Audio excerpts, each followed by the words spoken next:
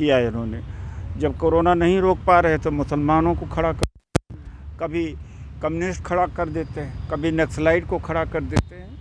ये मोदी सरकार का 2014 से यही चल रहा है। बेरोजगारी इस देश के अंदर भयंकर है, आप लोग भूखे हैं और कोरोना कितना तेज़ी से बढ़ रहा है, किसान बर्बाद हो गया है।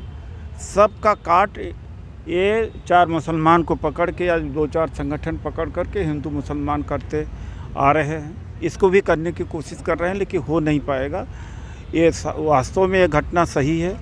मनीषा के साथ में गैंग रेप हुआ है, मेडिकल समय पर ठीक से नहीं हुआ और 25 सितंबर को जो मेडिकल के लिए भेजा गया तब तक देरी बहुत हो गई थी। ठाकुर ही मुख्यमंत्री, ठाकुर ही डीजी, ठाकुर ही एसपी, ठाकुर ही आरोपी, ठाकुर ही पंचायत करने वाले हैं इनके खिलाफ में। ऐसे में न्याय क्या मिलेगा? इसलिए हमारी मांग है कि इस केस को दिल्ली में ट्रांसफ़र किया। अब तो इस पूरे मामले को नया एंगल दिया जा रहा है सर। अब तो कहा जा रहा है कि पीड़िता की भाई की बात भी होती है आरोपी से, प्रेम प्रसंग का मामला भी सामने आ रहा है। बिल्कुल गलत है। उनके घर वाले अभी ये बिल्कुल गलत है और इस बात को तो नहीं कोई कह रहा है कि पंचायत सवर्णों ने इनके खिलाफ किया। इसका क्या प्रमाण है इनके पास में? जो जला दिया गया इसका क्या है इनके पास में जवाब है? तो एक एक करके जो भी कुतर्क कर रहे हैं, सारे कुतर्कों में कोई दम नहीं। सर आप हाथरस गए थे, वहाँ का माहौल कैसा? कहा जा माहौल तो माहौल क्या, सारा दबंगों का गांव है और पुलिस प्रशासन भी उन्हीं के हाथ में है, चीफ मिनिस्टर भी उनका, डीजी भी उनका, एक ही परिवार है, दबा हुआ है गुलामों की तरह। सर एक इम्पोर्टेंट सवाल ये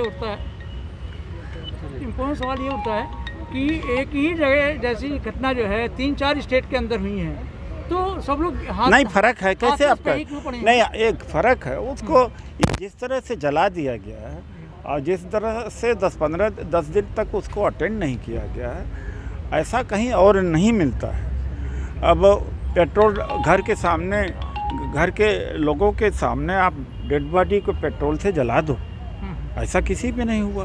दूसरी बात है कि उसके साथ में जघन्य अपराध 14 सितंबर को हुआ, तब जाकर के सरकार जगती है 24-25 को। और तीसरी बात है कि सरकार झुठलाने की कोशिश कर रही, इसलिए बहुत सारी चीज़ें असामान्य हैं जो औरों के साथ में नहीं, इसीलिए ये घटना केंद्र बिंदु बना हुआ है देश। सर आज जैसे सवाल सरकार से पूछ रही और निशाना विपक्ष पे हो।